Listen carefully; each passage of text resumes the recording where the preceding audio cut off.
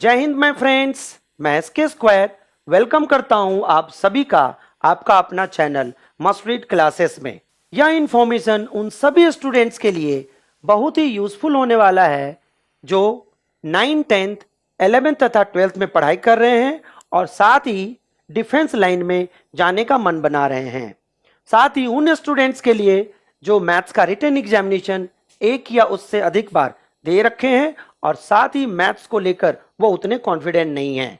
आगे बढ़ने से पहले मैं आपको एक बात बता दूं कि यदि अभी तक आपने इस सीरीज का पहला वीडियो नहीं देखा है तो डिस्क्रिप्शन बॉक्स में उसका लिंक दे रखा है, आप वहां से जाकर उसको देख सकते हैं। दोस्तों, इस वीडियो में हम एनडीए मैथ्स पेपर 1 के बारे में कंप्लीट स्ट्रेटेजी बताने वाले हैं, सो इस वीडियो को एंड तक जरूर से देखें। Format of NDA paper 1 maths तथा डिफिकल्टी लेवल, हम इन दोनों के बारे में 1 बाय 1 अच्छे से आपको बताएंगे और इसके अंदर ये देखेंगे कि हमारे पास क्या स्ट्रेटेजी है, हम कितना उस स्ट्रेटेजी के नजदीक हैं और हम इससे कितने दूर हैं। तो चलते हम एक बार देखते हैं कि जो हमारा क्वेश्चन पेपर होता है उस पेपर का एक्चुअल में क्या नेचर है। तो हम देखते हैं कि पहला जो हमारे पास जो मैथ्स का पेपर मिलता है एनडीए के अंदर रिटन एग्जामिनेशन के अंदर, उसके अंदर टोटल आपके 120 क्वेश्चंस होंगे। ठीक, आप देखते जाइए टेबल में, और उस 120 क्वेश्चंस के जो फुल मार्क्स हैं जिसको मैक्सिमम मार्क्स बोलते हैं वो है हमारा 300। मैक्सिमम टाइम अलॉटेड है 2.5 आवर्स, जिसको हमने मिनट में कन्वर्ट कर दिया है तो 150 मिनट। अब अगर हम 120 क्वेश्चंस को 150 मिनट में सॉल्व करते हैं तो हमारे पास एक क्वेश्चंस को करने के लिए on an average 1 minute 15 seconds का टाइम मिलता है। हो सकता है कि किसी क्वेश्चन है मुझे 10 सेकेंड में हो जाए, 3 सेकेंड में हो जाए, 5 सेकेंड में हो जाए, लेकिन बहुत सारे ऐसे क्वेश्चन होता है जिसको पढ़ने में ही बहुत ज्यादा टाइम लग जाता है, फिर उसमें कैलकुलेशंस बहुत डिफिकल्ट लेवल का आता है, तो वो सारा का सारा टाइम उस जगह पर जाकर एडजस्ट हो जाता है। तो हमने आपको एक एवरेज टाइमिंग की बात बताया, वो केवल आपका एक रफ फिगर है कि अगर आप बहुत सारे क्वेश्चन में ज्यादा टाइम लगा रहे हैं तो आपके दिमाग में ये होना चाहिए कि मुझे अगले वाले जो पोर्शन है उसके अंदर उस टाइम को मैनेज करना पड़ेगा। ठीक, तो अब चलते हैं, हम लोग आ जाते हैं कि एक क्वेश्चन में कितने मार्क्स दिए जाते हैं। यदि आप एक क्वेश्चन को सही सही ढंग से करते हैं, याद रखिएगा, यदि आप एक क्वेश्चन को सही सही ढंग से करते हैं तो आपको 2.5 मार्क्स दिए जाएंगे। लेकिन अगर आप गलत क्वेश्चन अटेम्प्ट करते हैं तो आपके सही क्वेश्चन में से 0.85 मार्क्स काट लिए जाएंगे। डिफिकल्टी लेवल, जब हमारे हाथ में क्वेश्चन पेपर आता है तो हम जल्दी से क्या करते हैं, हमारा नेचर होता है कि हम एक बार फटाफट पलट ले और ये देख लें कि क्वेश्चन इस बार इजी आया है कि एवरेज है या डिफिकल्ट है। अब देखिए, जिन्होंने क्वेश्चन पेपर सेट किया है इसके दिमाग में भी तो कोई ना कोई इसी तरीके का रिएक्शन होता रहा होगा। तो अब मैं आपको उसके पीछे का पूरा मैकेनिज्म बताता हूं, थोड़ा सा ध्यान से सुनिएगा कि जब भी किसी क्वेश्चन पेपर को फ्रेम किया जाता है तो उसके अंदर 3 तरह के नेचर वाले क्वेश्चंस दिए जाते हैं। एक तो इजी, दूसरा एवरेज और तीसरा डिफिकल्ट। अब देखिए, आपको यह भी बात पता है कि एनडीए के अंदर ये भी स्टूडेंट्स पेपर देते हैं मैथ्स का जिनका 11th 12th में मैथ्स नहीं होता है, that means non mathematical background वाले भी पेपर देते हैं इसमें। तो इसको ज्यादा कंपटीशन ना मिले, वो बहुत ज्यादा पीछे ना रह जाए, इसके लिए 30% उस क्वेश्चन पेपर के अंदर वेटेज होता है कि वो डायरेक्ट फॉर्मूला बेस्ड क्वेश्चन पूछा जाए या ट्रू और फॉल्स वाला पूछा जाए या लर्निंग बेस्ड कुछ स्टेटमेंट पूछ दिया जाए। तो इस तरीके के क्वेश्चंस को आप डायरेक्ट थोड़े से भी मेहनत करने के बाद इस टाइप के क्वेश्चंस को आप सॉल्व कर सकते हैं। तो इसके अंदर आपको किसी भी बच्चे के साथ आपका कंपटीशन नहीं होता है। ठीक, अब आ जाते हैं एवरेज के साथ। एवरेज में क्या होता है, जैसे कि आपको बात पता है कि एनडीए का पेपर यूपीएससी बोर्ड कंडक्ट करती है और उसका एक नेचर होता है कि वो हमेशा कंसेप्ट पर ज्यादा फोकस करता है। तो जैसे कि आपका एनडीए का मैथ्स भी वही बोर्ड कंडक्ट करती है, तो इसमें उन्होंने भी क्या किया, कुछ क्वेश्चंस को डायरेक्ट ना पूछ के उसको क्या करते हैं, कंसेप्ट बेस्ड बना देता है। दैट मींस कि ऐसे क्वेश्चन को सॉल्व करने के लिए आपको उस चैप्टर का थोरली डिटेल में स्टडी करना होता है और बार बार प्रैक्टिस करना होता है। तब जाके इस टाइप के क्वेश्चंस को आप सॉल्व करते हैं। हो सकता है कभी कभी ये क्वेश्चंस में कैलकुलेशन बहुत लेंदी हो जाए या फिर उसमें कैलकुलेशंस थोड़ा सा डिफिकल्ट हो जाए, बट उतना डिफिकल्ट नहीं होता। अब थोड़े से प्रैक्टिस करने के बाद इस टाइप के सेक्शंस को आप बहुत अच्छे से कर सकते हो। अब जब आपने इतना परसेंट कवर कर लिया तब आपका एनडीए का पेपर कोई रोक नहीं पाएगा। दैट मीन्स आपको यह बात पता है कि 50 प्लस अगर आप क्वेश्चन से ऑन एन एवरेज बता रहा हूं कि सेफ जोन में जाने के लिए अगर आप 50 प्लस कभी कभी 55, तो एक राउंड फिगर बता रहा हूं कि अगर आप इतने क्वेश्चंस आप कर लेते हैं 50 प्लस, तो आप सेफ जोन में चले जाते हैं और आप क्वालिफाई हो जाते हैं। लेकिन अगर बहुत अच्छा करने के लिए अगर आपके दिमाग में है, आप डेडिकेटेड हैं एनडीए पेपर के प्रति, आप चाहते हैं कि हम डिफेंस फील्ड में ही जाए, तो आपके लिए फिर क्या होना होता है कि आपको थोड़ा सा डिफिकल्ट क्वेश्चंस को भी टच करना पड़ता है। इसके अंदर क्या होता है कि क्वेश्चन डायरेक्ट नहीं दिखेगा। क्वेश्चंस को जब रीड करेंगे तो बार बार आपको 1 से 2 बार 3 बार आपको रीड करना पड़ेगा, ज्यादा टाइम कंज्यूमिंग होता है। अगर आपने लगा भी लिया तो एक कंसेप्ट दूसरे कंसेप्ट से कोरिलेटेड होता है, कैलकुलेशन बहुत कॉम्प्लिकेटेड होता है और आपको स्लो डाउन कर देगा।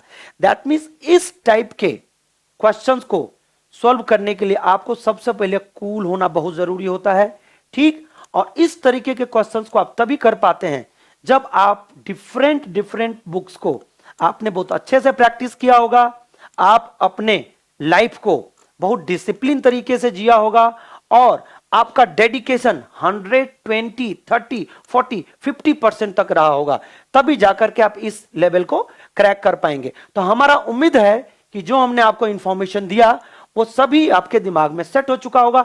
अब हम लोग चलते हैं कि कौन सा चैप्टर किस क्लास से रिलेटेड है, उसको कैसे स्टडी किया जाए, कौन सा बुक्स हमारे लिए इंपॉर्टेंट है। तो चलते हैं डायरेक्ट हम लोग अगले सेक्शन पर।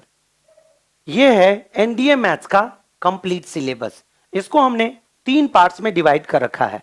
फर्स्ट पार्ट में हमने उन सभी चैप्टर्स को डाल रखा है जो 10th क्लास तक आता है। सेकेंड पार्ट में हमने उन सभी चैप्टर्स को डाल रखा है जो 11th क्लास में आते हैं और थर्ड पार्ट में उन सभी चैप्टर्स को डाल रखा है जो 12th क्लास में आते हैं।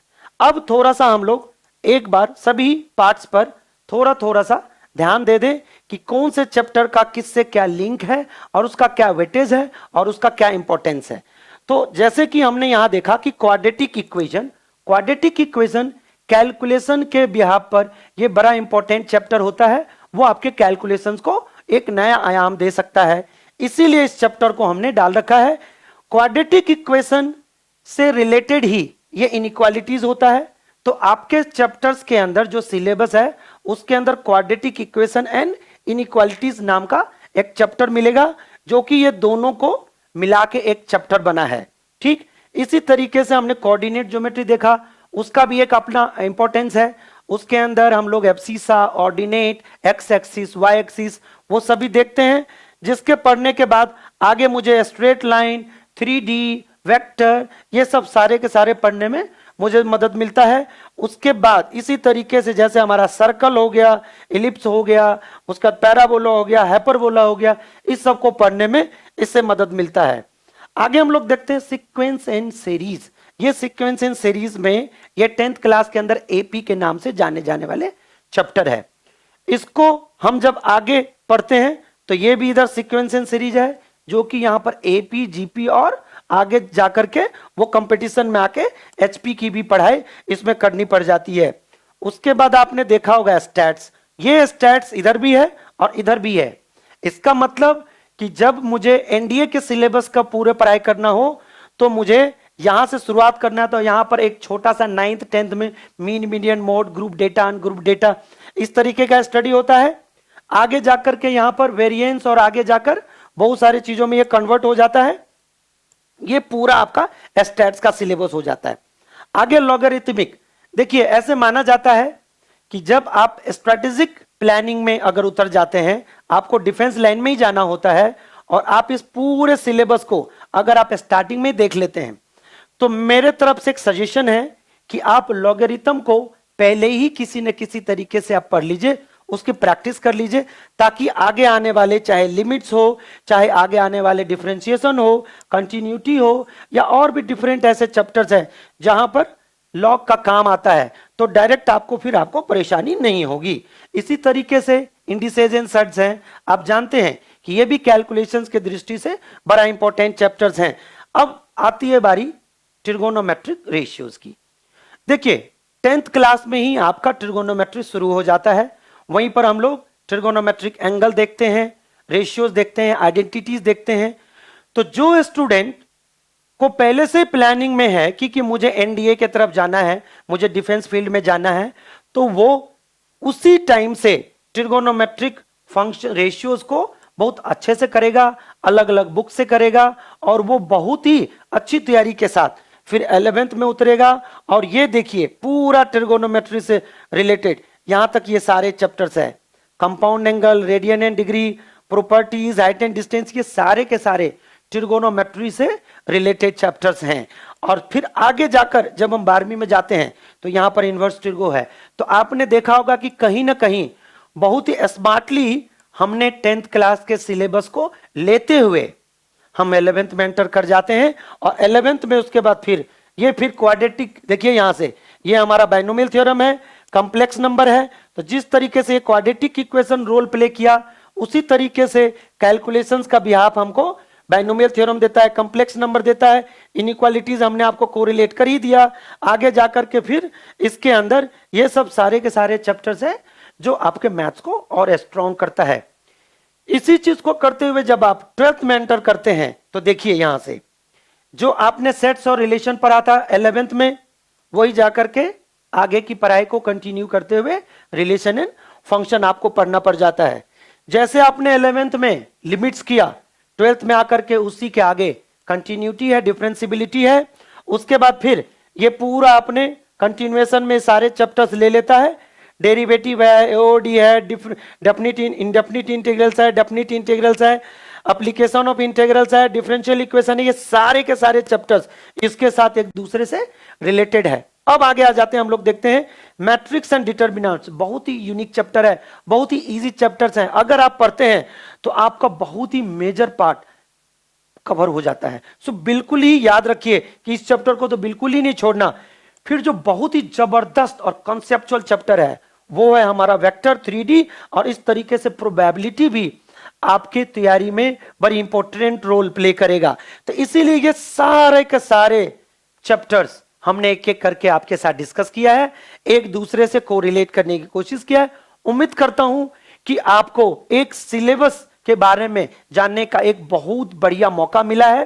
ठीक, अब चलते हैं हम थोड़ा सा आगे कि इतने सारे सिलेबस को एक दूसरे से कोरिलेशंस के बाद हम थोड़ा सा यह देख लें कि कौन से सेक्शन का कितना वेटेज है हमारे एनडीए मैथ्स में। हमने ऑलरेडी इसको भी लिस्टिंग कर रखा है ताकि आपका टाइम खराब ना हो और कम से कम टाइम में हम एक एक चीज को एक्सप्लेन करते हुए आपको एकदम सधा हुआ, एकदम कंसाइज इंफॉर्मेशन दे दूं। तो चलते हम लोग देखते हैं कि हमने एक चैप्टर वाइज वेटेज डाला है। एक्चुअल में ये चैप्टर वाइज के साथ साथ हमने क्या करा, एक सेक्शन बना लिया। तो ये एक सेक्शन है डिफरेंशियल कैलकुलेशन, जिसके अंदर ये सारा का सारा लिमिट्स आता है, ये कंटिन्यूटी, डेरिवेटिव्स, एओडाई, यहां तक सारे के सारे डिफरेंशियल इक्वेशन तक आता है। इंटीग्रल और डिफरेंशिएशन में कुल मिलाकर 24 to 26 क्वेश्चंस केवल उन्हीं पार्ट से आते हैं। तो देखिए इसका कितना इंपॉर्टेंट रोल है। तो कहीं ना कहीं आपको एक बात का आइडिया लग चुका होगा कि अगर मैं इस पूरे चीज को, अगर सारे के सारे इंफॉर्मेशन को अगर इकट्ठा करके अपने दिमाग में रखूं तो मुझे एक वेल स्ट्रेटजी होने में कोई भी नहीं रोक सकता। हम एक स्ट्रेटेजिक वे में हम स्टडी कर पाएंगे। और इस तरीके से अब देखिए आगे कि अगर मैं ट्रिगोनोमेट्री की बात करता हूं तो ट्रिगोनोमेट्री में भी देखिए ट्रिगोनोमेट्रिक रेशियोज लेकर यहां से उठाइए compound, radian, properties, height and distance और इनवर्स ट्रिगो। अगर आप यही 3 से 4 कर लेते हैं और ये सारे चैप्टर्स अगर आपके अच्छे हो जाते हैं तो इससे भी 20 to 24 क्वेश्चंस राउंड फिगर में आपका एनडीए में कवर हो जाएगा। उसके बाद अगर अलजेब्रा की बात करते हैं तो ये सारे चैप्टर्स आ जाते हैं। क्वाड्रेटिक है, सीक्वेंस एंड सीरीज है, लॉगरिथमिक भी ले लीजिए, इंडिसेज एंड सर्च ले लीजिए, इस तरीके से बाइनोमियल, कॉम्प्लेक्स, ये बहुत सारे ऐसे चैप्टर्स हैं। ठीक है, सीक्वेंस एंड सीरीज, ये सारे के सारे अलजेब्रा में आ जाते हैं। तो इस तरीके से आप अलजेब्रा को भी आप देखते हुए 22 क्वेश्चंस इसमें से कवर कर सकते हैं। देखिए अब स्टैट्स एंड प्रोबेबिलिटी के अंदर तो बिल्कुल क्लियर है, स्टैट्स यहां से आ गया और 12th क्लास में प्रोबेबिलिटी है। अगर दोनों को हम एक साथ स्टडी करें और अच्छे से तैयारी कर लें तो हमारे पेपर में 10 to 12 क्वेश्चंस कवर हो सकता है। आगे वेक्टर अलजेब्रा एक ही सिंगल एक चैप्टर है जिसके अंदर 8 से 10 क्वेश्चंस आते हैं, तो ये भी बहुत अच्छा चैप्टर्स है। इसको भी हम लोग अगर कर लेते हैं और अगर मैं इस पर अच्छे से फोकस कर लेता हूं, अच्छे से प्रैक्टिस कर लेता हूं, क्वेश्चंस बैंक की भी अगर प्रैक्टिस हम साथ में कर लेते हैं तो हमारे लिए ये बिल्कुल ही आसान हो जाता है कि हम उसमें से अच्छे स्कोर कर पाऊं।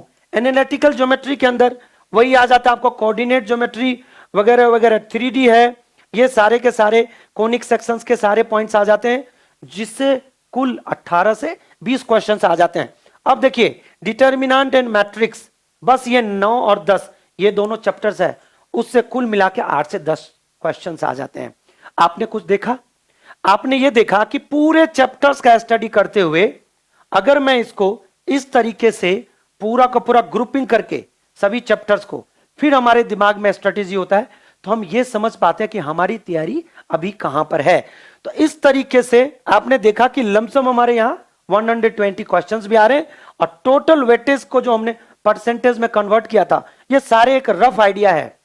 तो ये हमारा अपना कैलकुलेशन है, हमारा एक एक्सपीरियंस है, जैसे मैं बच्चों को पढ़ाता आ रहा हूं, जैसे हमने क्वेश्चन पैटर्न देखा है, जिस तरीके से क्वेश्चंस आता है हम उसको एनालाइज करते हैं, तो एक हमने आपको रफ आइडिया दिया है जिससे आपकी तैयारी का एक बिल्कुल नया आयाम मिले और आप बहुत अच्छे से मन लगा के आप डिफेंस के फील्ड में आए और अच्छे से उसको क्रैक करें। ठीक, तो आज के लिए हम लोग इतने ही रखेंगे। यदि आपको ये वीडियो अच्छी लगी हो तो इस वीडियो को लाइक तथा शेयर जरूर कर लें, और यदि आप हमारे चैनल पर नए हैं तो इसी तरीके का इंफॉर्मेटिव वीडियो देखने के लिए इसे जरूर से सब्सक्राइब कर लें। थैंक यू, जय हिंद, जय भारत।